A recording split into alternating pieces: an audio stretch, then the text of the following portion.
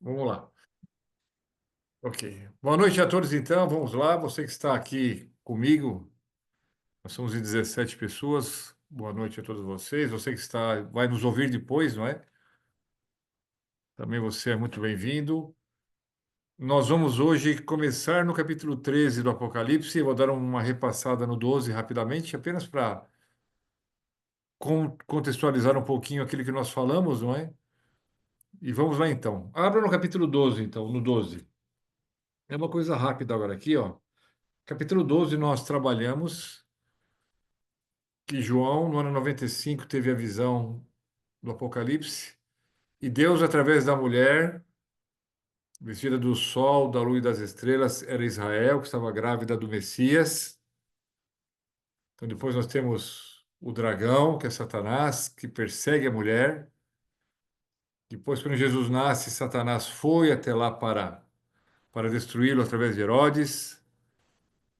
Também nós vimos aí nessa primeira parte aí que mostrou a primeira queda de Lúcifer, lá atrás, na eternidade passada. Então, quando você vai lendo Apocalipse, aparecem esses personagens, você vai se situando no tempo, porque é Deus trabalhando conosco na história, nos levando na história, tá bem? Depois, Jesus Cristo, que é a criança, nasce, tem seu ministério, morre na cruz, ressuscita e é elevado ao trono do Pai. Lá nós estamos no capítulo 4 e 5 do Apocalipse. Ali nós temos a guerra entre Jesus, que é Miguel, e Satanás, então, pós-cruz, pós 40 dias que Jesus Cristo fica aqui na terra, ele é levado ao céu, ele inaugura o santuário celestial, ele é entronizado, ele envia o Espírito Santo e o diabo é expulso definitivamente do céu. Está no capítulo 12, versículos 7 a 9. Nós sabemos isso por quê? Porque tem um hino que aparece aí, e as palavras desse hino, que vai do versículo 10 ao 12, não podem ter acontecido lá atrás, na primeira expulsão do diabo. Tem que ser isso daí pós-cruz, é um evento pós-cruz. Aí, dos versículos 13 ao 17, nós temos já o capítulo tratando da igreja cristã, da mulher que aparece aí agora, não é mais Israel, porque Jesus Cristo já nasceu, já foi assunto ao céu, reina. Então, agora, quando fala mulher, é a igreja cristã, que agora fala que ela foge para o deserto, onde o dragão Satanás vai atrás dela, perseguindo-a por um período de tempo que é o período de tempo referente ao papado, que eu falei para vocês, um tempo, dois tempos, metade de um tempo, 1260 anos, do período de supremacia papal. A mulher é socorrida por um personagem chamado Terra, que está no versículo 16. Então, a Terra, no capítulo 12, é aliada de Deus, protege a mulher. E depois o capítulo termina com Satanás deixando de lado a mulher, indo atrás da sua descendência, que tem um pedigree, tem algumas características que nós vamos estudar depois mais detalhadamente, tá bem? Então, esse foi o capítulo 12. Agora, o capítulo 12 termina com Satanás indo atrás do descendente da mulher. E o capítulo 13 vai mostrar a maneira que ele iria perseguir esse descendente da mulher. Então vamos lá, abre agora no 13, capítulo 13. Vamos ler juntos então aqui versículos 1 até o 9. Diz assim: Vi emergir do mar uma besta que tinha 10 chifres e 7 cabeças, e sobre os chifres 10 diademas, e sobre as cabeças nomes de blasfêmia. A besta que vi era semelhante a leopardo, com pés como de urso e boca como de leão. E deu-lhe o dragão o seu poder, o seu trono, a grande autoridade. Então vi uma de suas cabeças como uma golpeada de morte, mas essa ferida mortal foi curada, e toda a terra se maravilhou seguindo a besta. E adoraram o dragão porque deu a sua autoridade à besta. Também adoraram a besta, dizendo: Quem é semelhante à besta? Quem pode pelejar contra ela? Foi-lhe dada uma boca que proferia arrogâncias e blasfêmias, e autoridade para agir 42 meses. Abriu a boca em blasfêmias contra Deus, para lhe difamar o nome e difamar o tabernáculo, a saber, os que habitam no céu. Versículo 7. Foi-lhe dado também que pelejasse contra os santos e os vencesse. Deu-se ainda autoridade sobre cada tribo, povo, língua e nação.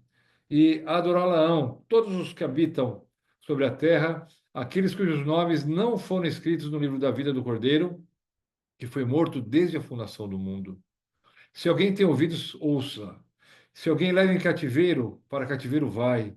Se alguém matar a espada, necessário é que seja morto a espada.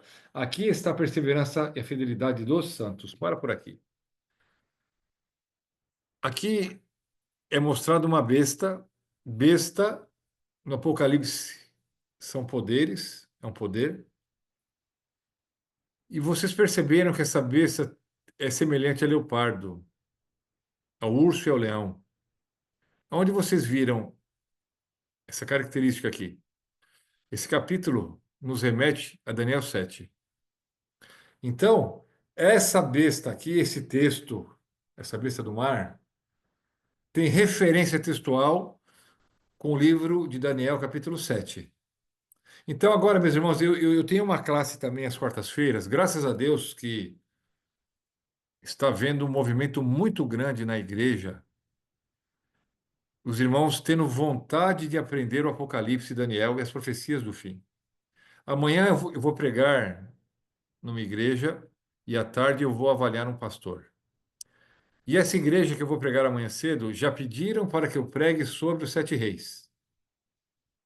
Sábado passado, eu cheguei numa igreja aqui em Lajeado. Não sei se tem algum gaúcho aqui no meio, alguém que conhece aqui a região. Eu estou conhecendo, não é? Eu passei o dia com o pastor Willy, que é o pastor de Lajeado. Cheguei lá de manhã com dois sermões. E eu disse dos dois sermões, um deles era sobre os sete reis. Adivinhe qual sermão que eles quiseram que eu pregasse. E à tarde fiz outra palestra ainda com referência ao tema. Então está tendo um reavivamento muito grande. Não sei quantos viram uma declaração do pastor Samuel Ramos, escrita, não é? Que ele pede perdão pela interpretação que ele fez errônea dos sete papas. Em termos do quê? Tá? Ele fala que ele não está errado nessa linha, mas que ele falou que o oitavo rei agora seria a própria personificação do diabo. Mas ele já fala que não é isso, então ele pede perdão por isso. Ele fala que esse oitavo rei, e agora, é a união desse Papa americano, que seria a besta do mar, com o governo civil americano, Estados Unidos. Meus irmãos, uma coisa, o pastor Samuel Ramos está certo, o papado tem a ver com isso, tem a ver. Que nós questionamos essa linha de interpretação dele com relação aos sete reis, tá bem? Então, depois eu vou ter uma noite só para estudar o capítulo 17 com vocês. Primeiro eu tenho que prepará-los, por quê? Quando eu prego nessas igrejas e nessa minha classe aqui de quarta-feira, e agora segunda-feira eu começo na associação, uma semana só sobre profecia, só sobre Daniel Apocalipse. Incrível. Mas, irmãos, os irmãos mais velhos aqui, mais antigos de igreja, olha, eu estou um pouco preocupado com o nosso povo, por quê?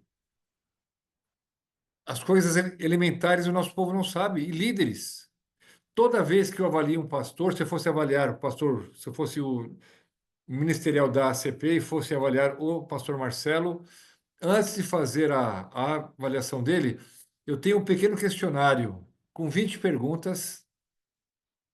Disso que nós estamos aqui estudando, eu faço com as comissões do distrito do pastor. Daí eles preenchem e eu tenho um apanhado. É tudo, não tem que botar o nome, é só preencher. E eu estou muito preocupado, tanto que a União pediu para mim os resultados, e são líderes. Eu não estou falando da membresia normal da igreja, mas são os líderes, anciões, diáconos, diaconisas e tal. E eu fico assim muito preocupado. Então, baseado nisto, nós hoje vamos estudar o capítulo 7 de Daniel. Por quê? Se você não souber bem Daniel, você não vai entender o Apocalipse. Por quê? Porque João está construindo muito das suas profecias, ou todas elas quase, no Antigo Testamento. E muitas, como essa do capítulo 13, da besta do mar, em Daniel. Por quê? O que seja, olha, o que quer que seja a besta do mar do capítulo 13, ela faz as mesmas coisas que o chifre pequeno de Daniel 7. Isso é básico, tá bem? Então, nós temos que entender primeiro o chifre pequeno. Entendendo que Daniel olhava para frente, o chifre pequeno estava no futuro de Daniel. Quando você vai ao Apocalipse 13, João olhava para trás. Vocês entenderam? Perdão, para trás não, perdão. Olhava para frente no chifre pequeno, mas os reinos antes dele estavam para trás. Tá bem? Com Daniel, tudo estava para frente, Babilônia para frente. Com João, era o chifre pequeno estava logo à frente dele, mas as outras nações já haviam chegado. Entenderam aqui? Então, o que é a besta do mar do capítulo 13 é o chifre pequeno do capítulo 7 de Daniel. Tá bom? Então, posso avançar aqui? Posso avançar? Deixa eu ver a mãozinha de vocês para cima aí. Eu posso avançar? Ficou claro aqui? Ficou claro? Então vamos lá. Então nós vamos avançar aqui. Só um minutinho.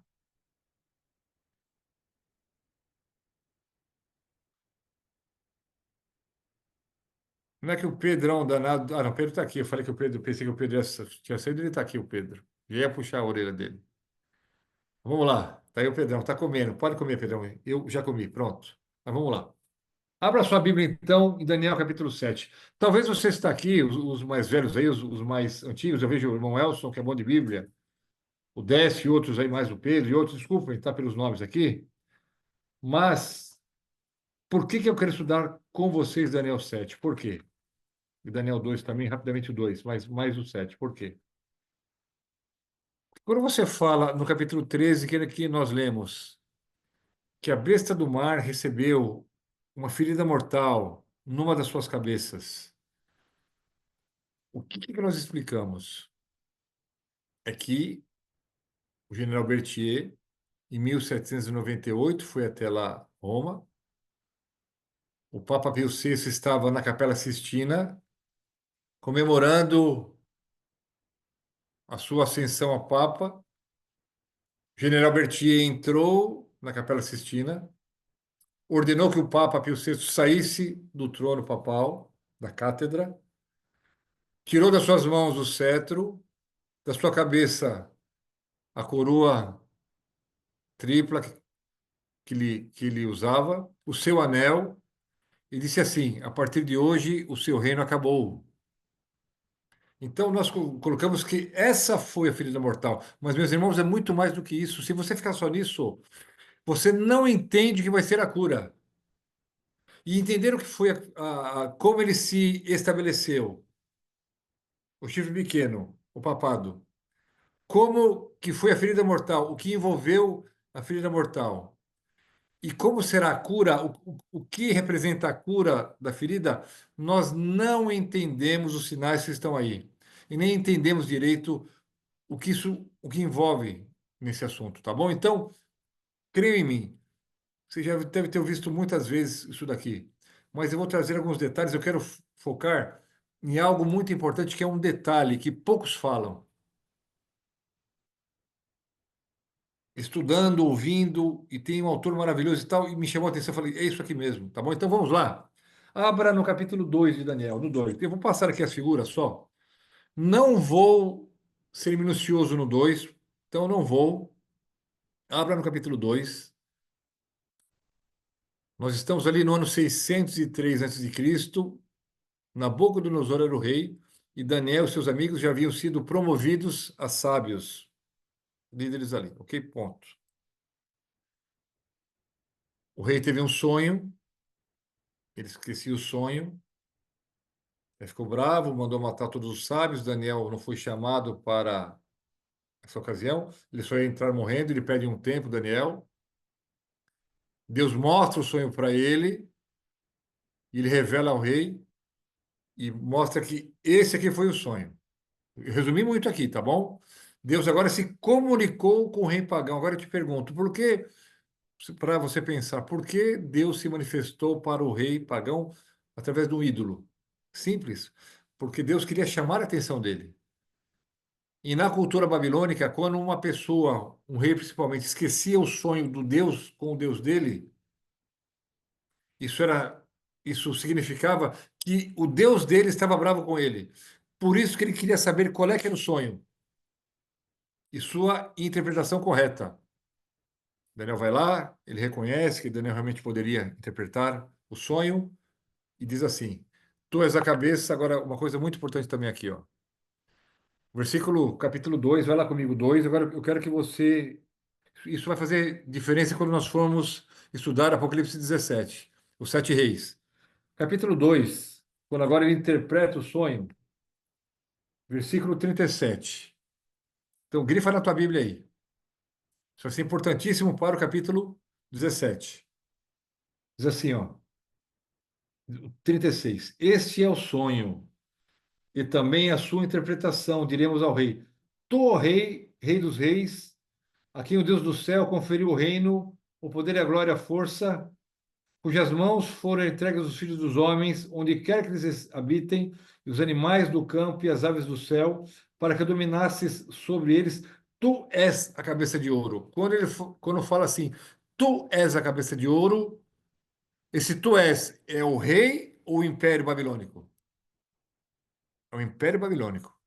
Não é o rei, porque ele morreu.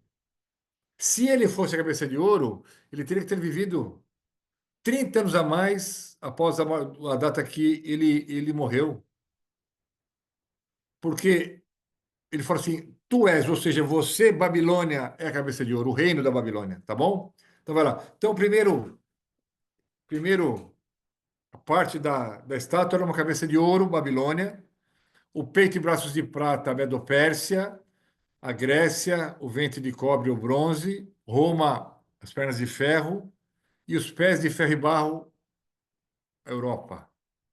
Depois foi cortada uma pedra, sem auxílio de mãos, vem, bate na estátua, nos pés, e ela é destruída, e a pedra se transforma numa grande montanha. Aqui outra coisa também. Olha só, capítulo, grifa também na tua Bíblia aí. Capítulo 2, versículo número 45. Não, não, não é essa aqui não, perdão. Só um pouquinho aqui agora.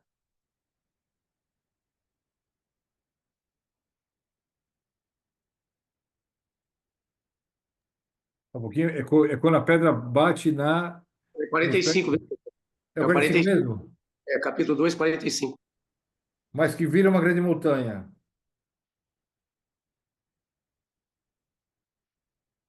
Ache comigo aí, que agora eu não estou com a minha Bíblia de estudo aqui, agora eu não estou achando aqui. Que a pedra bate, ela se torna numa grande.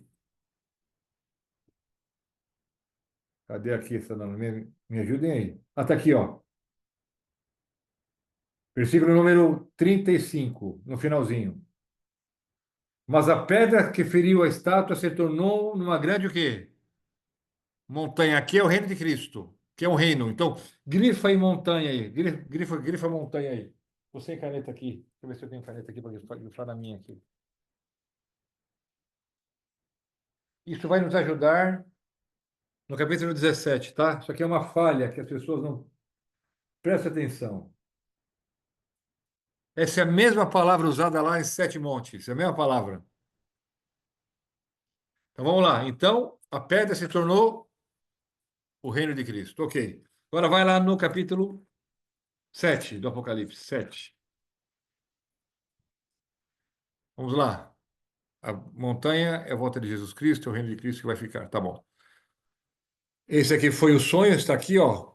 Cada nação com o seu tempo. Olha aqui, ó, capítulo 2, esse daqui, ó. Então, cada nação teve começo, meio e fim. Isso é muito importante também, tá bom? Quer dizer que os reinos vão passar, vai ficar o reino de Cristo que vai ficar, que vai perdurar eternamente. Capítulo 7 agora. Quem tem o sonho agora é o profeta Daniel. E veja que agora Deus se manifesta numa linguagem que o profeta poderia entender. Então, agora, com com a cultura, com o feedback hebraico de Daniel, tá bem? Então, agora ele viu agora quatro animais, não é?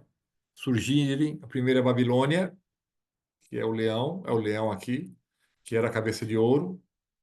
Estou sendo muito sucinto, tá? Isso aqui, esses detalhes você pode, nos nossos comentários bíblicos, está tudo lá, tá bem? Daí você tem o urso, que são os medos e persas. Depois você tem os gregos, que é o leopardo, com quatro cabeças. Agora, outra coisa interessante aqui: as quatro cabeças não são quatro generais, porque eles não viveram 300 anos cada um. Eles instituíram dinastias. Deles vieram dinastias. E no final só ficaram duas: os Seleucidas, com Antíoco IV Epifânio lá, e os Ptolomeus no Egito. Então, na Síria ali, Síria, os, os, no Egito, os Ptolomeus e os Seleucidas de Seleuco na outra parte, no sul, no norte, no sul do Egito. Então, rei do norte, rei do sul. Então, o leopardo, a primeira cabeça lá, aquela que estava do leopardo, é Alexandre o Grande. Quando ele morre, seus quatro generais, é, Cassandro, Lisímaco, Ptolomeu e Seleuco, dividem o Império Grego. E cada um estabelece uma casa deles, uma linhagem deles, uma dinastia melhor. Só que depois só fica ao norte os Seleucidas de Seleuco e embaixo na sul os Ptolomaicos de Ptolomeu. Rei do Norte, Rei do Sul, capítulo 11 de Daniel. Tudo bem até aqui? Essas coisas você tem que ir aprendendo e lendo, tá bom? Depois, que é o ventre de cobre, a Grécia. Depois você tem o animal terrível espantoso. Esse aqui é o mais importante, foi o que mais chamou a atenção do profeta Daniel. Ele tinha os dentes de ferro, os chifres de ferro, os 10 chifres, e as unhas de ferro, dos pés e das mãos. Quem é esse? É o Império Romano, as pernas de ferro. Mas onde estão os pés? Estão onde os pés? Estão nos chifres. Por que é tudo de ferro aí? Porque o exército romano era conhecido como, o Império Romano era conhecido como Império de Ferro. Tudo bem até aqui? O leão, porque eu estive uma coisa só. Por que o leão, não é? Em Babilônia. Como eu fui pastor em Portugal, outro dia eu mostro para vocês. Eu estive na Alemanha, eu tive o privilégio de visitar o Museu de Pérgamo, lá em Berlim. E lá tinha a exposição de Babilônia, e lá tinha os portais originais, não sei se estão lá ainda, ou se já foi para outro museu. Os portais originais da cidade de Babilônia, e lá estava o leão alado. Era o símbolo do reino babilônico. Por que o leão? Os medos e persas eram nações, povos que vieram das montanhas, e lá você tem ursos. Mas na descrição que você tem aí, tem muito a ver com o animal que devora e tal, com o urso. O leopardo, por quê? Por causa da rapidez que Alexandre o Grande ele conquistou, não é, o mundo praticamente da sua época. E o animal terrível e espantoso, nós desenhamos assim, mas nós não sabemos que animal era, mas é tudo de ferro, porque assim era conhecido o Império Romano, tá bem? Até aqui tudo repetiu-se. Então vamos lá, capítulo 7. Então vem comigo aqui, capítulo 7, versículo número 7. O 7,7 se cumpre o que nós estamos vendo aqui. Repetiu-se exatamente o que tem no capítulo 2, menos a pedra que está mais à frente, tá bom? Então, na pedra, olha só onde está a pedra aqui, capítulo 7, versículo número 13. Diz assim: aqui é a pedra, tá? Do capítulo 2. Eu estava olhando nas minhas visões da noite, marca na sua Bíblia aí. Eis que vinha com as nuvens do céu, um como o filho do homem. E dirigiram-se ao Senhor de dias e o fizeram chegar até ele. Foi-lhe dado domínio, e a glória e o reino, para que os povos, nações e homens de todas as línguas o servissem. E o seu domínio é domínio eterno, que não passará, e o seu reino jamais será destruído. Aqui está a pedra. Então nós temos repetindo, acontece isso no Apocalipse, é interessante. Repete, mas amplia. Repetiu a mesma história no capítulo 7, o que estava no capítulo 2 foi repetido no 7, mas ampliou. Agora, o que ampliou? Aqui está agora uma chance, olha, uma coisa, uma chance não, uma chave Sensacional, quer ver? Uma das nossas doutrinas, ou a mais atacada doutrina que nós temos, não é o sábado, porque não somos só nós que guardamos o sábado. Não é nem Ellen White, não é a imortalidade da alma, não é. A nossa doutrina mais contestada chama-se juízo investigativo pré-advento. Eles falam o seguinte, que ele não é bíblico. Então, espera um pouquinho, aqui, olha só. Então, vamos lá. Então, essa é a linha aqui, tá bem? Até aqui, no versículo 7 do capítulo 7, nós tivemos a repetição do capítulo 2, com a pedra estando lá no versículo 13, que é a vinda do Filho do Homem. O que é a pedra no capítulo 2 é a vinda do Filho do Homem no capítulo 7, versículo 13 e 14, tá bem? Repetiu-se. Agora vai ampliar o quê? Leia comigo agora o versículo 8. Então, olha só. Estava olhando o animal, os seus chifres, que são os pés da estátua, e fala assim: estando eu a observar os chifres, que seriam os pés da estátua, a Europa, eis que entre eles subiu outro pequeno. Então, esse é o novo. No capítulo 2 você não tem o chifre pequeno, diante do qual três dos primeiros chifres foram arrancados. E eis que nesse chifre havia olhos como os de homem, e uma boca que falava com insolência. Isso aqui não tinha no 2. Então, agora, após a Europa estar estabelecida, surge um chifre pequeno e que ele, ao subir, após os 10, ele arranca 3. E tem mais. Então, após a Europa, após ela estar estabelecida ali, as nações bárbaras terem invadido, eu vou falar com vocês depois aí, o Império Romano do Ocidente caiu, as tribos bárbaras invadiram o Império Romano, após elas se estabelecerem ali, surgiu uma ponta pequena. E ao surgir, para que ela crescesse, três pontas, três chifres foram arrancados. Então, após isso acontecer, num tempo não logo após, mas seria após o chifre pequeno, nós temos o versículo número 9. Continuei olhando até que foram postos os tronos. E o ancião de dias, Deus o Pai, se assentou. Sua veste era branca como a neve, e os cabelos da sua cabeça como a pura lã. O seu trono eram chamas de fogo, e as suas rodas eram fogo ardente. Um rio de fogo manava e saía diante dele. Milhares de milhares o serviam, e miríades estavam diante dele. Assentou-se o tribunal e abriram-se os livros. Eu te pergunto uma coisinha aqui. Que evento que é esse daqui? Deus o Pai, os anjos, abram-se os livros, assenta-se o tribunal, uma cena de juízo. Esse juízo que está aqui acontece antes do versículo 13, que é a volta de Jesus Cristo. Aqui está o juízo investigativo pré-advento, que se você está abrindo os livros, você vai consultá-lo, você vai estar investigando. Veja, é um juízo que investiga porque os livros foram abertos e é antes da vinda do Filho do Homem, que é Jesus Cristo, que nós chamamos de juízo investigativo pré-advento. Está aqui, ó, em Daniel, fácil de você mostrar no estudo bíblico. Mas vocês têm uma doutrina que não é bíblica. Chama-se juízo investigativo pré-advento. Então vem cá em Daniel. Mostra isso aqui para ele. Está aqui. Bíblico. Fácil. Tudo bem até aqui? Fechou? Tudo bem até aqui? Então vamos lá. Eu quero agora trabalhar com vocês. Marcio, o que eu mudar aqui, muda aí, né? É isso mesmo, né? O que eu mudar aqui, muda aqui. Se eu abrir outro, vai aparecer o outro que eu abrir, não vai? Então tá, então é isso aqui que eu vou fazer agora, tá? Depois eu volto aqui, rapidamente aqui, ó. Eu vou abrir com vocês esse daqui agora.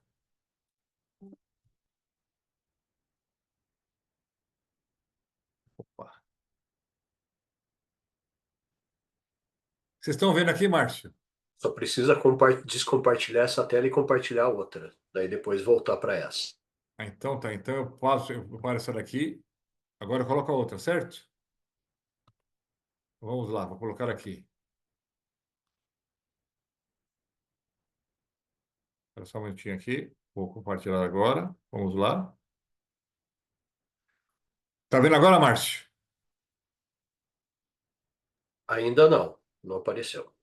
Então, espera um pouquinho só, deixa eu agora fazer aqui. Eu vou compartilhar agora com você, dividir aqui. Agora vai. Tá aqui. Dividir. Agora foi? Sim, agora foi. É. Meus irmãos queridos, deixa eu ver aqui. Alguém agora tem alguma pergunta a fazer para mim aqui? Por favor, pode fazer agora. Alguém quer fazer alguma pergunta até aqui agora do que nós falamos? Agora vai o negócio a começar a ficar mais completo, tá bem? Até aqui até agora foi o mais básico, tá bom? Dois sonhos, o mesmo significado, mas com símbolos diferentes. Deus mostrando que ele controla a história e como seria ele atuando na história humana, tá bem? O final é a volta de Cristo. Antes nós temos sinais aqui. Tudo bem até aqui? Então eu vou avançar. Ninguém tem que falar nada, então vamos lá. Aqui Viu, na tela pastor? você. Vai lá, Décio, por favor, Décio. Há pouco tempo eu vi um cidadão de uma denominação religiosa chamada Batista da Redenção. Ah, Estava ali assistindo e tal, e ele falando os pontos que os adventistas defendem, que isso é um erro tremendo, não é para cair nessa conversa. E hum. uma delas que ele falou foi exatamente essa, viu? A questão da. Eles dizem que Jesus está intercedendo, tipo assim, ele colocou lá. Jesus está intercedendo e fazendo juízo do quê? Jesus já pagou os pecados na cruz. E parece que ele deu a impressão que eles estão dizendo que nós, adventistas, continuamos crucificando Jesus por perdão dos pecados. Não, eles Então, têm assim. é um erro de interpretação muito grande deles. Eles entendem, pelo menos esse Deus demonstrou que ele entende diferente. Não é bem essa palavra investigativo. Ele acha que Jesus não vai fazer esse tipo de trabalho, que não há necessidade, entendeu? Eu Que nós posso um dia aqui pregamos. com vocês fazer aqui só um dia sobre isso daí, porque entenda uma coisa, às vezes também nós não sabemos, no caso o membro, né, explicar, mas nós temos vídeos muito bons sobre isso daqui. Mas entenda uma coisinha aqui dessa, é muito fácil. Ah, Para o evangélico, o que acontece, Décio? É assim: Jesus Cristo morreu na cruz, ponto, acabou. Ali acabou. Tudo findou ali. Agora, aqui está a nossa contribuição. Por isso nós existimos. Nós cremos que Jesus Cristo ele morreu na cruz. Lá foi pago. Ponto, pronto. A cruz proveu. Depois é um estudo que eu vou fazer com vocês aqui. Ali na cruz, Deus obteve o direito de nos perdoar. A cruz deu o direito de Deus nos perdoar, porque o sacrifício de Cristo cobre os nossos pecados. Então, no sacrifício de Cristo, agora Deus pode nos perdoar.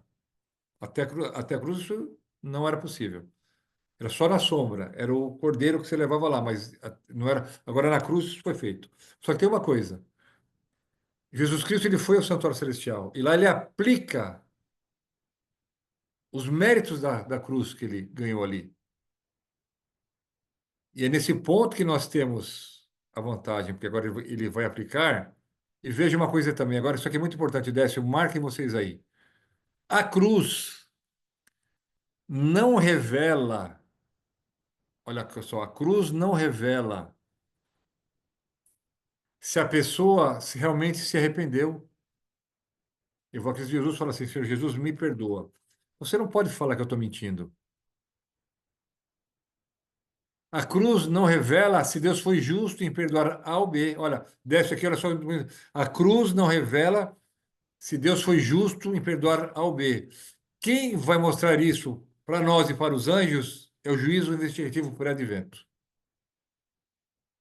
Aqui está o diferencial nosso. É por isso que existe o juízo investigativo por advento, mas é outro estudo que eu tenho com vocês, tá bom? Agora vamos avançar aqui. Então vamos lá. viu, pastor? Só, Ah, só, só para puxar aqui, eu quando dou estudo bíblico, quando falo a respeito desse, eu coloco essa, esse assunto, eu, para poder simplificar, às vezes, eu sempre usei, o senhor me corrige se eu estiver errado.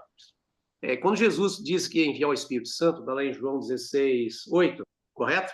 Jesus falou assim, olha, quando eu vier, né, quando ele vier ao mundo, ele vai convencer vocês o quê? Da justiça, do juízo do pecado, da justiça e do juízo. Então a palavra juízo existe aí, que o Espírito Santo convence que vai haver o quê? Um juízo, correto? sim. Posso usar Você, isso? Você está Isso também pode aplicando ser ao usado. juízo investigativo pré-advento, né?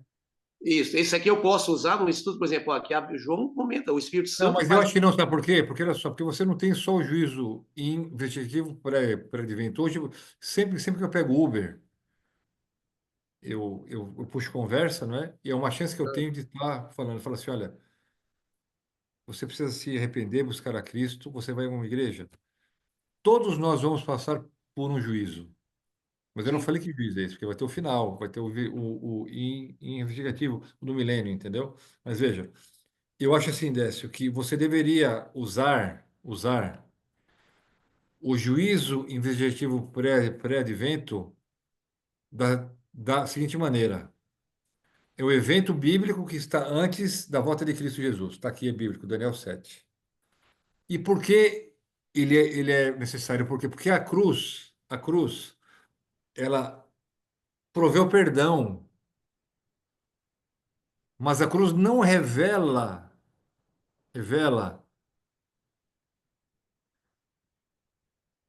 se eu realmente fui sincero ou não.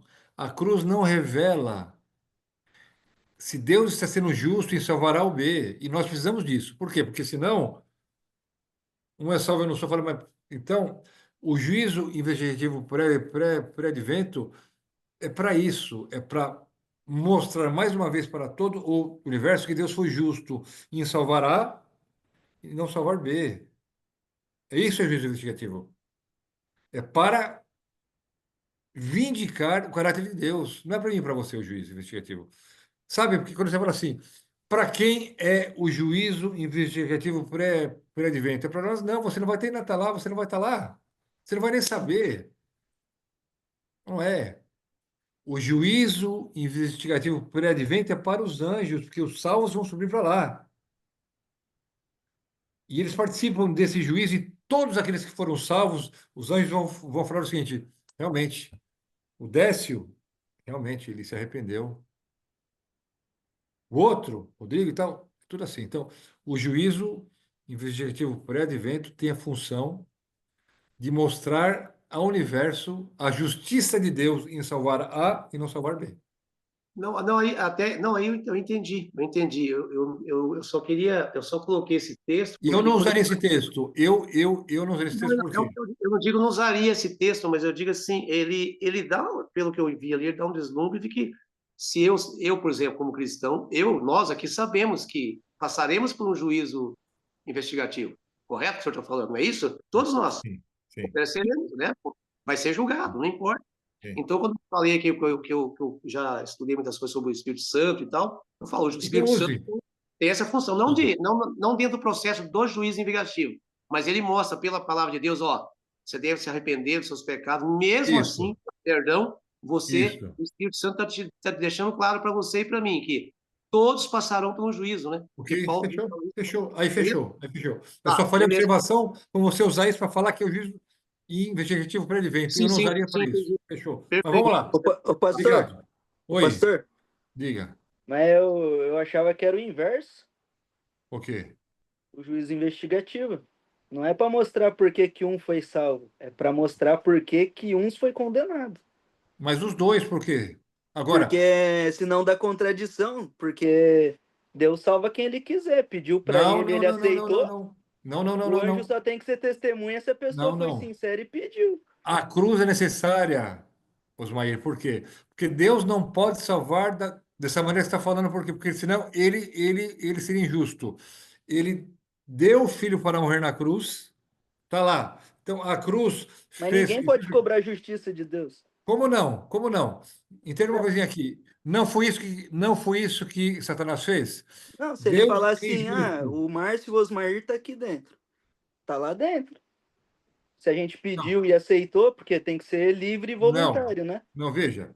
Agora, para Deus, condenar é complicado, aí tem que não, provar não. Ó, mesmo, ter tudo certinho, né? Osmair, Senão olha ninguém só. Deus aceita, né? nos fez livres. E a minha liberdade me permite questionar a Deus, porque ele me fez com esse direito.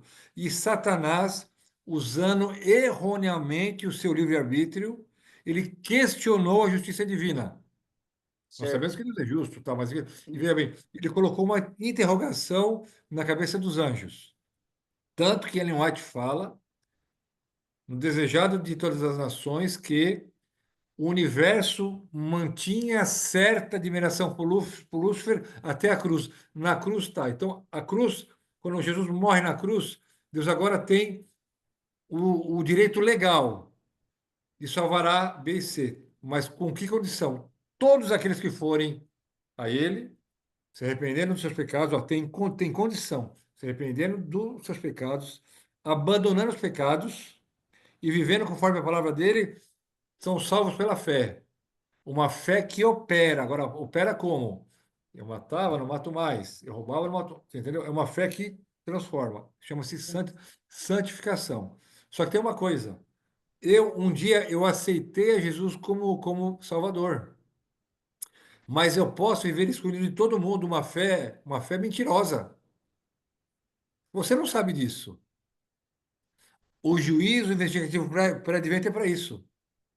Para dizer o seguinte, que aqueles que um dia aceitaram a Jesus como Salvador, não é que nunca pecaram, é que eles se mantiveram na fé, pecando, pedindo perdão, mas foram sinceros e agora, com base na fé, vão subir.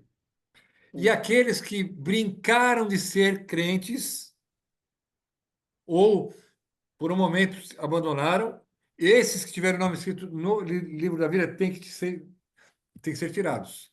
E aqueles que viveram a vida inteira fora ou viveram fora, aceitando o evangelho, foram fiéis depois. Então, quando eu falo está vindicando o cara de Deus, por quê? Porque um grupo vai ser salvo, Jesus volta, os mortos em Cristo ressuscitam e os vivos são arrebatados. Está assim, Satanás, mas espera um pouquinho. Por que esses vão e os outros não? Está aqui o juízo investigativo por advento. No milênio, juízo do milênio. Agora os salvos estão lá. Não, que Estão diz que lá. até ele se Deus, convence que ele está errado também, não tudo tem? bem, ok. Exatamente. Mas Deus aqui, através do juízo investigativo por advento, do milênio final, Deus aqui ele vai tratar com todos os seres criados. Todos vão dizer assim: todos os que se salvaram, Deus é justo. Todos os que se perderam, Deus é justo porque foi mostrado para todos que aqueles que tinham que se perder se perderam. Os que tinham que se salvar se salvaram para nunca mais alguém questionar. Beleza? Fechou aqui? Vamos lá então. Vamos lá. Fechou. Três fases do dragão, capítulo 7. O dragão é o Império Romano. Então, olha só. A fase um é quando Roma Imperial, que durou do ano 168 até o ano 476. Aqui são quase 700 anos de domínio romano, de Roma Imperial, como império. Tá aqui. A fase 2 é quando as tribos bárbaras, os 10 chifres, os pés de ferro e barro, começam agora a invadir, invadem o Império Romano, é a fase 2. Tá certo? E é quando surge o chifre pequeno e agora três dessas tribos bárbaras caem. Tá aqui. Aqui é uma fase do Império Romano agora dividido. Tá certo? É a Europa de hoje. É a fase 2, Europa de hoje. Tá bem? Tá aqui, ó, Europa de hoje. E a fase 3 é pós-Europa, pós o chifre pequeno, é pós as três tribos caírem, é o reinado do chifre pequeno. Então, essas são as três fases do dragão, por quê? Porque o chifre pequeno surge da cabeça de Roma Imperial. Então, ele é uma continuação do Império Romano. Aqui estão as três fases do dragão. A terceira fase, são quatro fases, mas a quarta fase eu vou falar quando nós formos estudar o Apocalipse 13. Tudo bem até aqui? Fechou? Ficou claro para vocês isso daqui ou não? Irmãos, já posso passar ou não? Agora, por favor, eu estou falando tanto aqui, ó. Eu posso avançar ou não? Vou avançar. Mider, beleza? Maia, irmão Maia. Isaac, espanhol, tudo bem até aqui? Pedro, irmão Edna, Suzete, Raquel, irmão Elson, Antônio, Pedrão, irmã Maria, Vânia, Genciano e Sueli, eu vou avançar então, tá? Todos estão entendendo? Então vamos lá. Agora nós vamos trabalhar agora o chifre pequeno. Quem é esse chifre pequeno? Nós sabemos que é o papado, mas espera um pouquinho. Nós não podemos chegar e falar assim, pô, é o papado. Tá, mas por quê?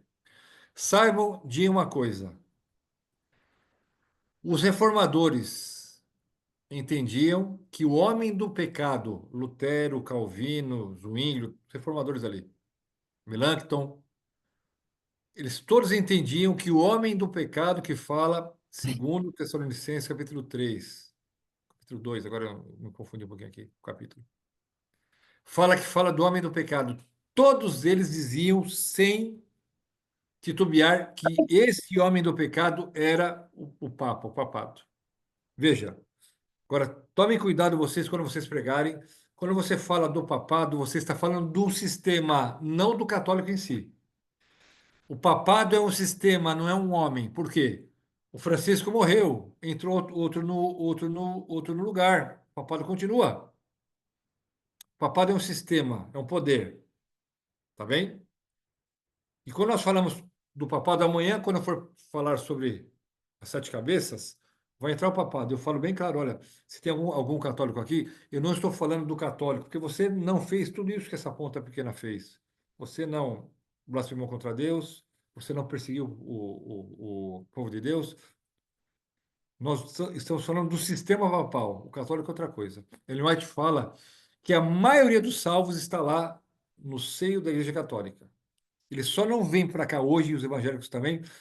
Ela é bem clara. Ela fala assim, porque eles iriam se escandalizar com a nossa frieza. Incrível. Então, o chifre pequeno, nós entendemos que é o papado, por quê? Porque o papado preenche essas características que estão aqui, ó, essas seis que estão aqui à direita aqui. Tá bom? Então vamos lá. Pensa comigo aqui. O chifre pequeno que aparece, veja, veja bem, ele vê um animal terrível, terrível e espantoso, que é o Império Romano. São as pernas da estátua, que tem 10 chifres, que são as tribos bárbaras que invadiram o Império Romano, que é a Europa, que deu origem à Europa. Depois eu vou passar as tribos com vocês aí. Depois que esses 10 chifres aí se estabeleceram, surge um chifre pequeno. Então nós sabemos, pela história, que as tribos bárbaras invadiram, ou seja, que a queda do Império Romano do Ocidente se deu no ano 476. Então, esse chifre pequeno é um poder que se levantou após 476. Agora, por que isso é importante? Por quê? Porque uma coisa interessante aconteceu. Se você for nos comentaristas evangélicos, protestantes, católicos, quando eles tratam do chifre pequeno do capítulo 8, perdão, do capítulo 7 e 8 de Daniel, nenhum deles fala que é o papado. Incrível. Os reformadores entendiam, a maioria deles sim, que era o papado, mas hoje os evangélicos não creem. Só nós cremos assim. Nós estamos sozinhos hoje nessa interpretação que o chifre pequeno é o papado. Você pode estar até surpreso com isso, mas veja, por que eles mudaram esse entendimento? Por quê? Simples. Quando houve a reforma, logo após a reforma, houve a contra-reforma católica. E a contra-reforma foi uma reação ao protestantismo, a reforma. E eles inventaram ali dois sistemas de interpretação profética. Os reformadores, que nem nós cremos hoje. O nosso sistema de interpretação profética chama-se historicismo. É a linha dos reformadores. Só que hoje os evangélicos não têm essa linha. Incrível. Então, voltando ali. A Contra-Reforma criou dois sistemas de interpretação para tirar o foco do papado. Então, uma chama-se preterismo, préter, passado. Então, o preterismo diz o seguinte, que essas profecias aconteceram no passado. Por exemplo, esse chifre pequeno do capítulo 7, agora eles foram na história. Eles acharam agora um personagem chamado Antíoco IV Epifânio, Seleucida. Então, do Império Grego dividido, Reino do Sul, ali de Daniel 11. Por quê? Porque o antigo quarto Epifânio, ele perseguiu, o povo de Deus perseguiu, ele foi até o templo de Jerusalém e sacrificou um porco no altar. Aquele altar teve que ser inutilizado. Ele proibiu circuncisão cultos no templo, ele quis helenizar o povo de Israel.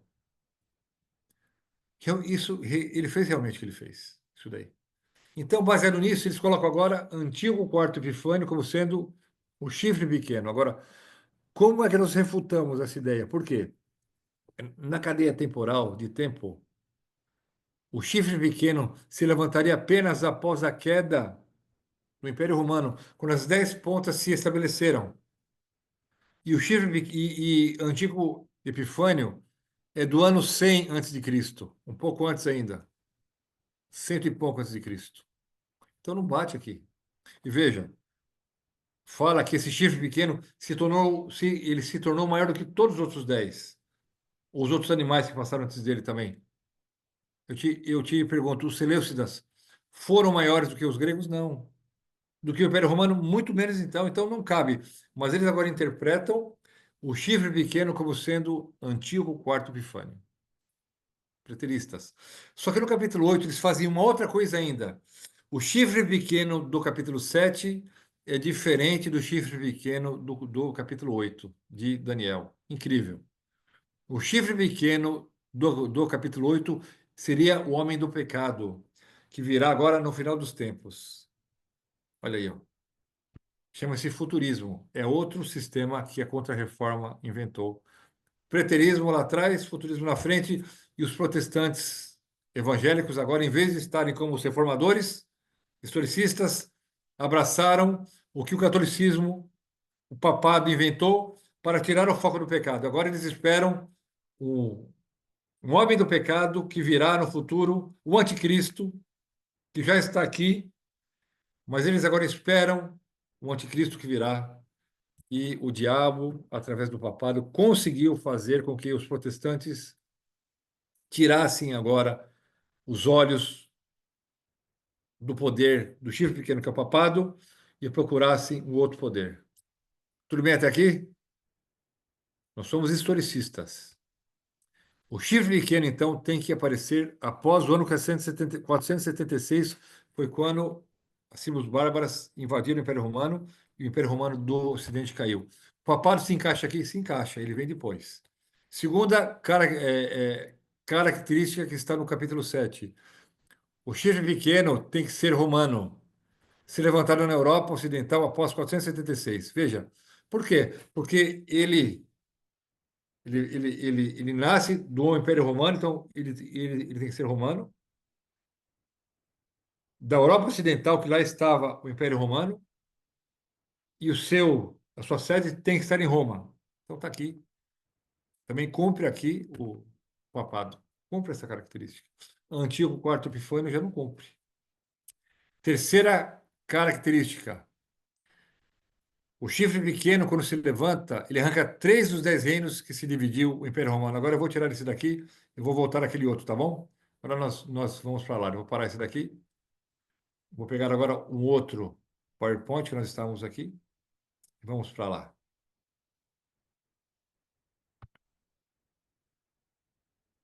Só um minutinho, já estou colocando aí.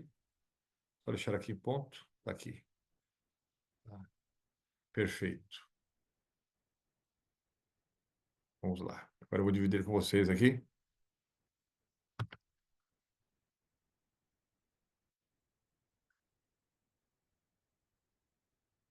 Estão vendo aí? Beleza? Beleza aí? Fechou? Mas vamos lá Só então. falta deixar maximizado, pastor. Não, já está. Agora sim. Já está. Então vamos lá. Esse daqui é o quarto animal. Aqui está, são as pernas, os pés são os chifres. Aqui é os chifres é Europa. Quando você ver aqui, chifres é Europa. Então, quando você ler assim, dos 10 chifres, você lê assim, da Europa. Subiu um chifre pequeno. Então, da Europa surgiu um outro poder chamado chifre pequeno. Vamos lá. Por que eu gosto desse mapa aqui? Você está vendo meu cursor ou não, Márcio? Aqui, você consegue ver o cursor meu? Consegue. Então, aqui está o meu cursor aqui. O que está verde aqui era o Império Romano. Está aqui, ó. Está aqui, ó. Aqui eles tinham muralhas aqui, ó. Então todo o reino estava cercado aqui. O exército romano policiava aqui. Aqui você tinha as tribos bárbaras, os germanos aqui, ó. Então eles estavam aqui ao norte. Então o Império Romano conseguiu, até o ano 200 e pouco, 300, segurar bem essas tribos aí. Eles invadiam e voltavam, ok, até aí tudo bem. Mas a partir do terceiro século, não é? Do final do terceiro século, entrando no quarto século, os anos 300, a coisa complicou demais. E aí as tribos invadiram o Império Romano.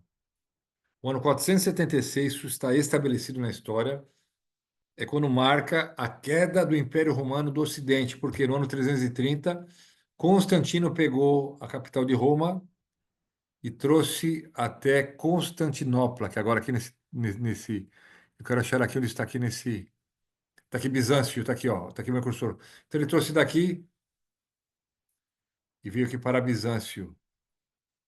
Cadê aqui? Aqui, ó. Nicomédia, eu tinha visto agora Bizâncio, já perdi, até aqui, ó. Aqui. Porque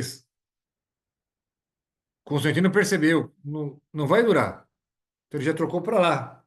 Lá era muito mais fortalecido, protegido e tal, e lá ele fez uma outra capital, tá bem? E estas são as nações bárbaras principais que invadiram o Império Romano a partir dos anos 300 ali, final dos anos 200, 300, tá ali, ó.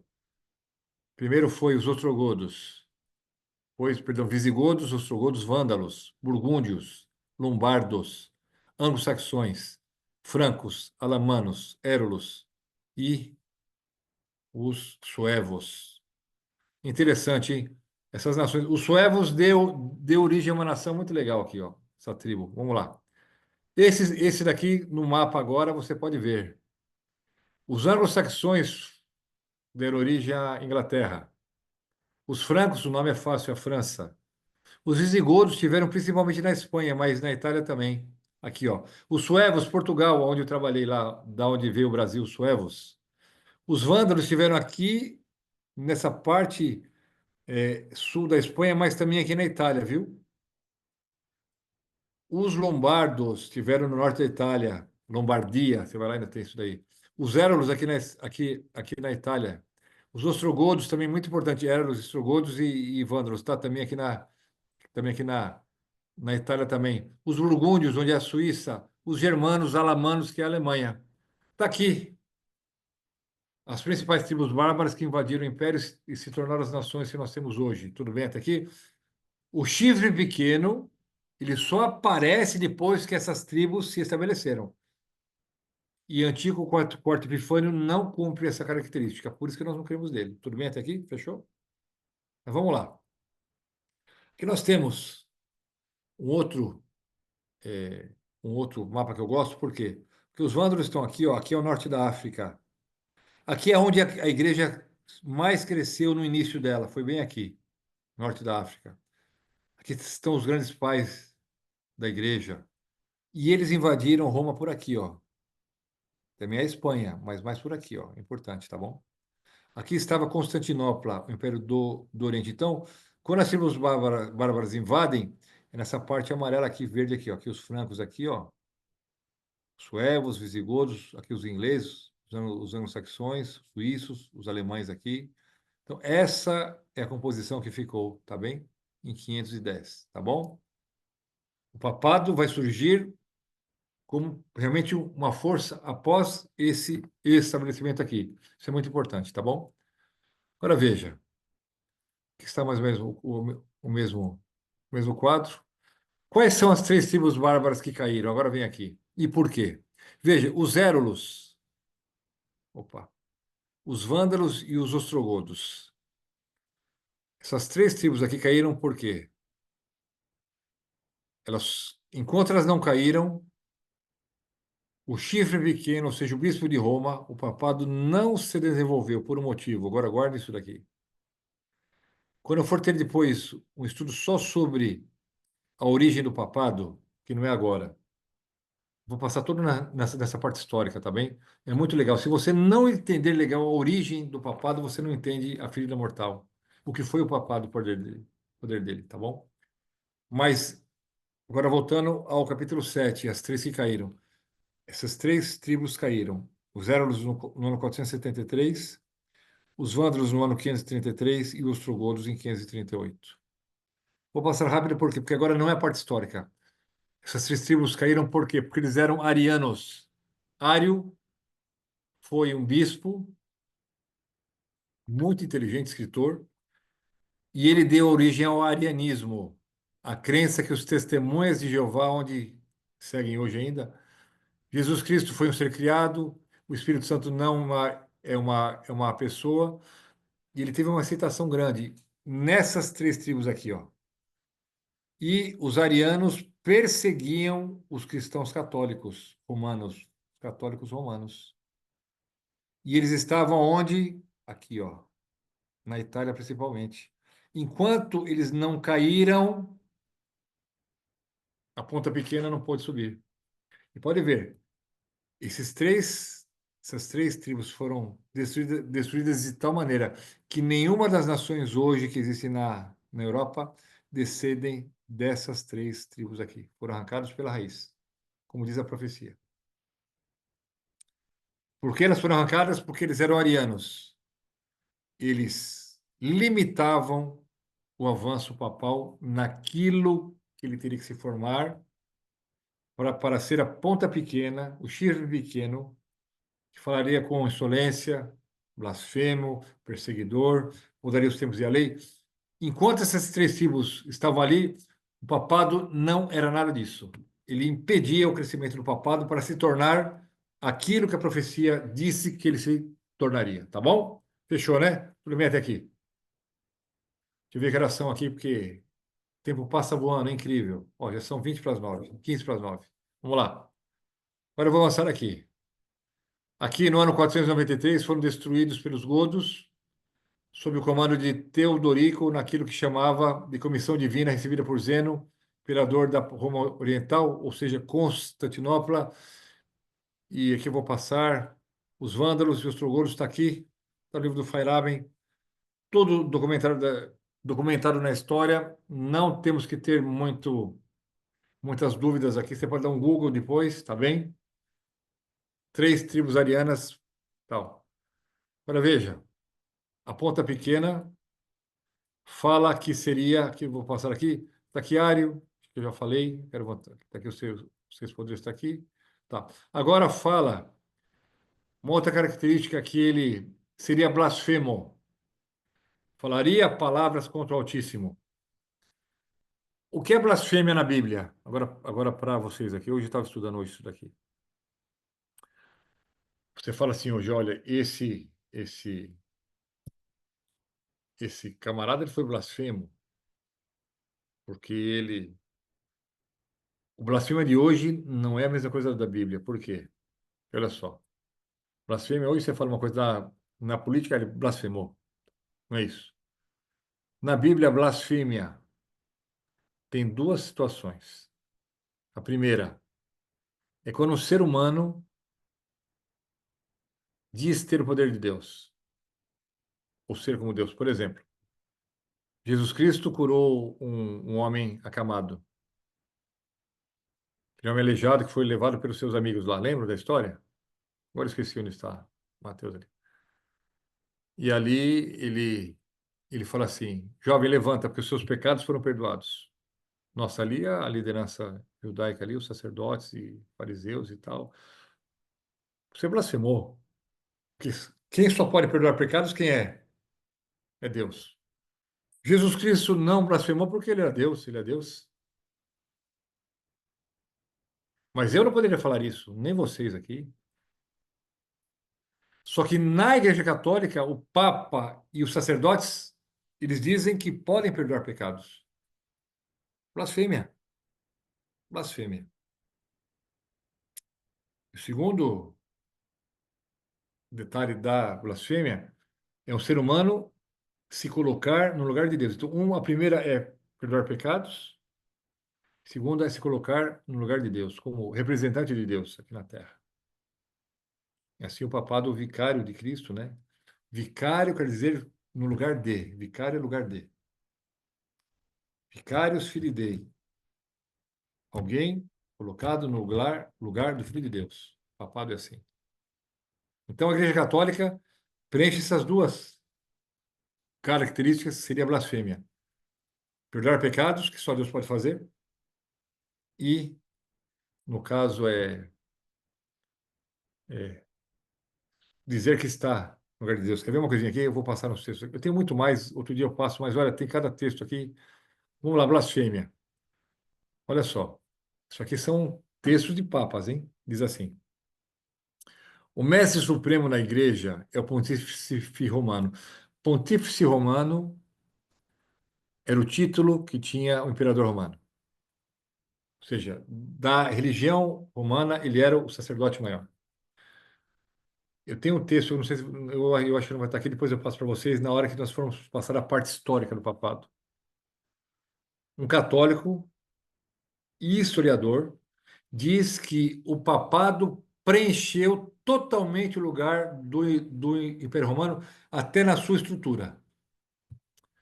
Você tinha o Senado romano, os senadores, agora você tem os cardeais. Está vendo isso aqui? O imperador era o pontífice máximo, agora é o papado, é o papa. Ele tinha o trono, o cardeal, o imperador. Agora a cátedra, a cadeira, o trono do papa, olha lá, o sistema de governo, onde os bispos foram colocados, foi na mesma posição que as províncias romanas eram colocadas. Cada uma ali, ó, uma coisa incrível. Então, agora, olha só. O mestre supremo na igreja é o pontífice romano. Aqui é o papado, estou falando do papado, tá? Para haver harmonia, requer-se submissão completa e obediência à vontade da igreja, católica, é claro, e do pontífice romano, do papa, como ao próprio Deus. Poxa vida, rapaz.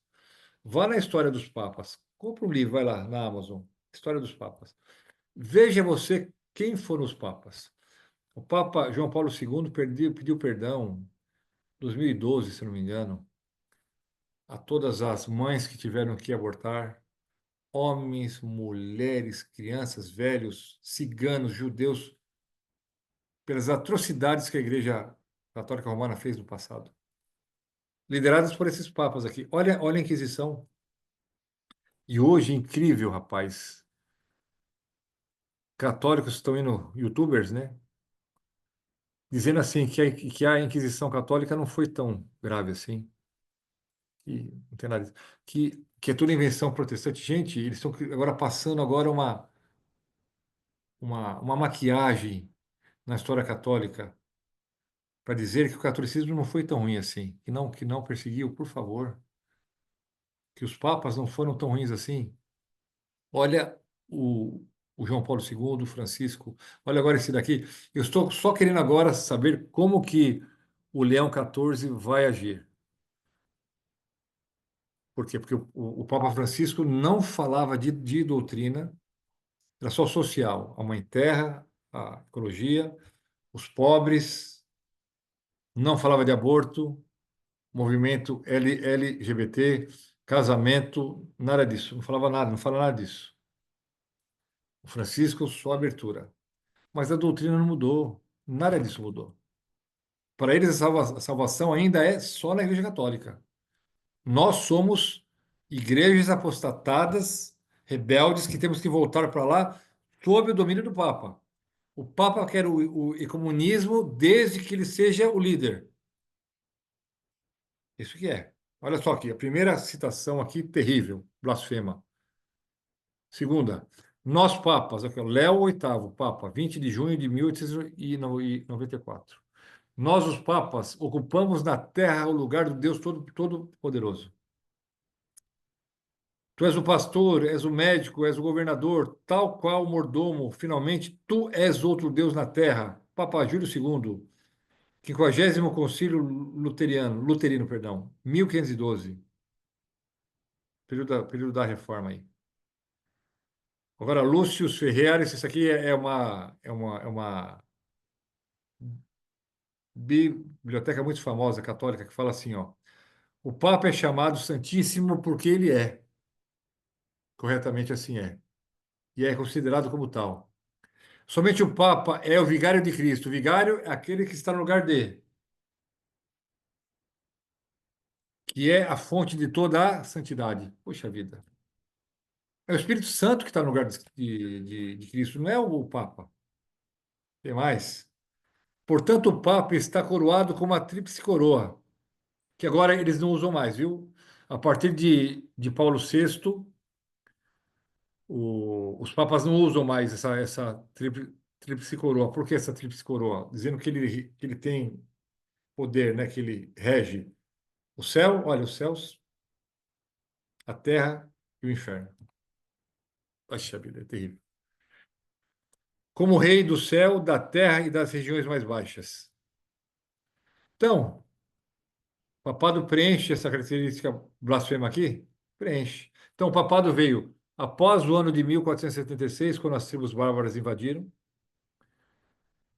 Ele derrubou três, Érulos, Vândalos e Ostrogodos, que eram arianos, para depois poder crescer. Blasfemo, perdoar pecados e se fazer ou se colocar no lugar de Deus. E também se fala lá agora, Daniel 7:25, mudaria os tempos e a lei. Daniel 7:25. Vamos ver aqui. Aquilo que vocês conhecem, os 10 mandamentos, quarto mandamento sábado, vocês conhecem a história. Está aqui. Tiraram o sábado, colocaram o domingo. Tiraram o segundo mandamento, não farás para ti imagem de escultura, por causa das imagens. Como tirou um mandamento, foi só 9, agora tem que colocar mais um, então pegaram o 10º mandamento, dividiram em dois. O nono, não desejar a mulher do próximo e não cobiçar as coisas alheias. Então, o que era o 10º, ele fez dois aqui, para ficar os 10. O sábado para o domingo, mudar a lei de Deus. Então, mais uma coisa aqui também. O papado acha que tem direito de mudar a lei de Deus. Depois eu vou mostrar para vocês textos católicos dizendo que os católicos falam que os protestantes guardam o domingo sem razão. Porque o domingo, eles falam bem claro, é de autoria papal, católica. Se os protestantes não querem seguir o papado, tem que guardar o sábado. Porque o domingo é de autoria papal. Tremendo esses textos aqui, depois eu passo para vocês aqui. Perseguiria os santos do Altíssimo por um tempo, tempos e metade de um tempo. Abre lá em 7:25. Vai lá comigo, Daniel 7:25. Fala assim, Daniel 7:25. Proferirá palavras contra o Altíssimo, isso é blasfêmia. O papado entra aqui. Magoará os santos do Altíssimo. Ele perseguiu, depois eu vou passar, perseguiu, claro, perseguiu. Cuidarás e mudar os tempos e a lei, disse que mudou o sábado para o domingo, está lá no catecismo. E os santos lhes serão entregues nas mãos por um tempo, 2 tempos e metade de um tempo. Então, em profecia bíblica, nós temos um mês como sendo de 30 dias. Por quê? Porque no calendário judaico, eles usam o mês lunar de 30 dias. Tá, alguns dias pode ter 29 ou 31, mas é o lunar, são 30 dias. Mas você quer ter certeza melhor da profecia, qual é que é o tempo que se usa? Vai lá agora em Gênesis capítulo 7. Marca na tua Bíblia aí. Gênesis 7.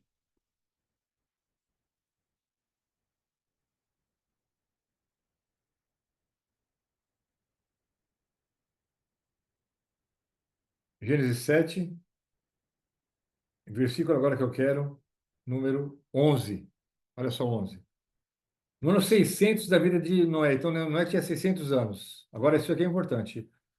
Aos 17 do segundo mês. Então, dia 17 do mês segundo. Nesse dia, romperam-se todas as fontes do grande abismo. E as comportas do céu se abriram. Houve chuva sobre a terra durante 40 dias e 40 noites. Então, olha só. Então, começou o dilúvio no dia 17 do segundo mês. Tudo bem até aqui? Então, começou aqui o dilúvio no dia 17 do segundo mês. Agora, capítulo 8, versículo 3, tá? 8:3. As águas iam se escoando continuamente de sobre a terra e minguaram ao cabo de 150 dias. Agora, vamos lá, versículo 4. No dia 17 do sétimo mês, olha só, começou no dia 17 do segundo mês. Tá aqui, ó. Então, ó, no dia 2 lá, que está no capítulo 7, versículo 11, o dilúvio começou no dia 17 do segundo mês. Agora, olha só. As águas minguaram, pararam, ou seja, começaram a descer ao cabo de 150 dias, ou seja, no dia 17 do sétimo mês. A arca repousou sobre as águas do Ararat. Então, você tem começando no segundo mês, findando no sétimo mês. Quantos dias? É, quantos meses? 5 meses. Foram 150 dias. Então, teve que ter 30 dias cada mês. Tá bom até aqui? Fechou aqui? Então, em profecia bíblica, um ano equivale a 30 dias. Tá, mas um tempo. Tá, um tempo quer dizer o quê? Capítulo 11 de Daniel. Daniel 11. Vai lá. Daniel 11. Não sei como vai estar na tua Bíblia aí, porque agora as novas traduções, para minha surpresa, a Nova Almeida, eu estou com ela aqui, ó. A Nova Almeida traduz de um jeito não legal. Olha aqui, a minha Bíblia aqui é a Nova Almeida aqui, ó. A Nova Almeida, no capítulo 11, vai lá no capítulo 11. Deixa eu abrir aqui, Daniel 11. Marca isso na sua Bíblia para você usar no seu estudo bíblico, tá? Daniel 11. Daniel 11, deixa eu abrir aqui, Daniel 9, 10, 11. Capítulo 11, peraí, no 9, 10, 11, está aqui. 11, versículo número 13. Cadê minha cara? 11, 13, deixa eu marcar aqui na minha Bíblia aqui. 11, 13. Eu vou ler assim na Almeida normal, tá? Revista e atualizada. Tem agora a nova Almeida, eu vou ver na anterior. Fala assim, ó, versículo 13. Porque o rei do norte tornará e porá em campo multidão maior do que a primeira. E ao cabo de tempos, isto é, do quê? De anos. Meus irmãos, me deem só um minutinho aqui, por favor, aqui, tá? É meu irmão, só um minutinho.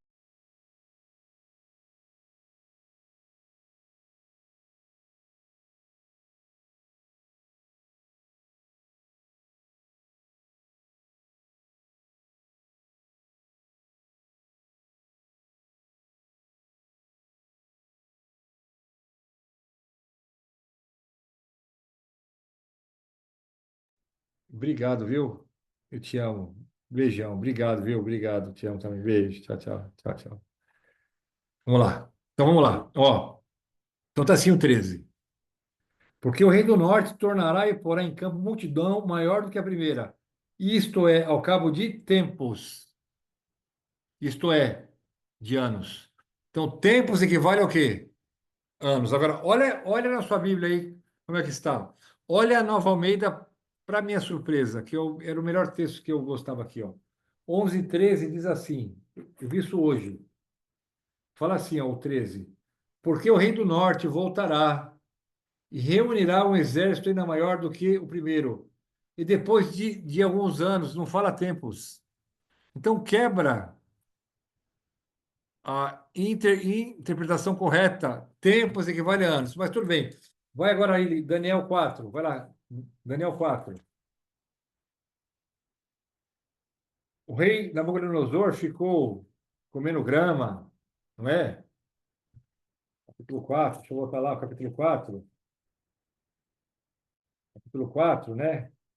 Ele ficou lá, debaixo do juízo de Deus, não é? Cadê o tempo aqui? Um pouquinho agora, me ajudem aí. Me ajudem por 7 tempos. Tá? Achei para mim que na minha Bíblia aqui não está, porque eu sempre usei o 13, né? O 11 e 13. Agora, achem aí comigo aí, ó. Ficará 7 tempos aí. Coloca aí, 12 meses. Não, está aqui não. Está aqui, ó, versículo número 25. Fala assim, o 25. Que eu não usei esse daqui, mas eu vou ter que usar agora. Fala assim, ó. Grifa aí. Serás expulso de entre os homens, e da tua morada será com os animais do campo, e dar-te-ão a comer ervas como bois, e serás molhado do orvalho do céu, e passar-se-ão 7 tempos. 7 anos. O 23 também fala, o 23 também fala dos 7 Cadê tempos. 23? O mesmo verso, é o mesmo no Nosso capítulo, rei viu. no final do verso 24, do 23, aliás. verso 24, Eu verso também, 7, 23. tá obrigado, 7 tem, vou fazer aqui uma risca aqui, ó. Queria falar Aham. então. 7 tá aqui, ó. Tá aí, ó. Então, volta agora ao 7:25. Vai lá, 7:25 agora, 7:25.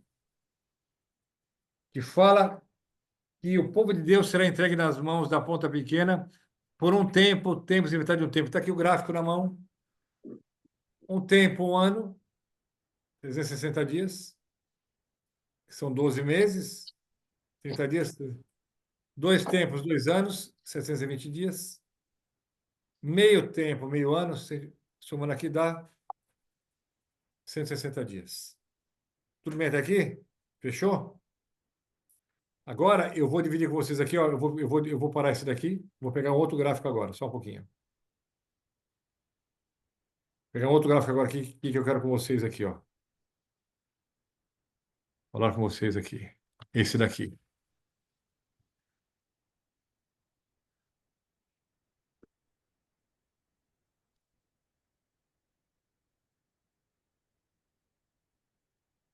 Aqui mesmo. Já está aí? Agora já está aí ou não? Olha só aqui embaixo, ó. Fala assim, ó. Aqui fala. Aqui não está o versículo, né? Deixa eu ver se é de baixo aqui. Vai em Apocalipse capítulo 12. Vai lá, 12. Apocalipse 12. Isso tem que ficar na tua cabeça aí, 12. Versículo 6. 6. Você vai ler comigo agora esse texto, você vai entender bem. Fala assim, 12, 6. Quando agora a mulher foge para o deserto após Satanás ter sido expulso do céu, segunda vez. Agora fala que a mulher, ó, a mulher, a igreja cristã, porém fugiu para o deserto onde lhe havia Deus preparado lugar para que nele a sustente durante 1260 dias. Meus queridos, estão aqui, ó. Sempre que você ver 1260 dias, equivale a um tempo, 2 tempos e metade de um tempo. A mulher fugiu para o deserto por quê? Porque lá o chifre pequeno a perseguiu por esse período aqui. É o mesmo de 7:25. Quer ver mais interessante aqui também? Vai agora em Apocalipse 12, 13. Aqui é a besta do mar, que é o chifre pequeno. Versículo número 5. Fala assim: Foi-lhe dada uma boca que proferia arrogâncias e blasfêmias e autoridade para agir 42 meses. Eu te pergunto assim, ó.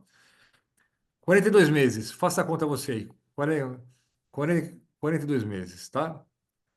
Equivalem a quantos dias? Você pega 42 meses vezes 30, faz aí. 1260 dias. É o mesmo período de domínio papal do 7:25. Um tempo, 2 tempos, metade de um tempo. 1260 dias. Você lê 42 meses, está lá a besta do mar atuando, é o período papal. É o mesmo período do versículo 6 do capítulo 12, quando a mulher fugiu para o deserto. É o mesmo período aqui do 13, mas aqui chama-se 42 meses. Mas tem mais. Você pega aqui, isso aqui eu já falei. Olha só. Vai no capítulo 11. Capítulo 11. Não, aqui também é 42 meses, então fechou aqui. Deixa eu voltar lá no outro slide. Está aqui. Então, esse período de um tempo, 2 tempos, metade do tempo, pode aparecer depois como 42 meses, é a mesma coisa. Ou 1260 anos, ou 3 anos e meio.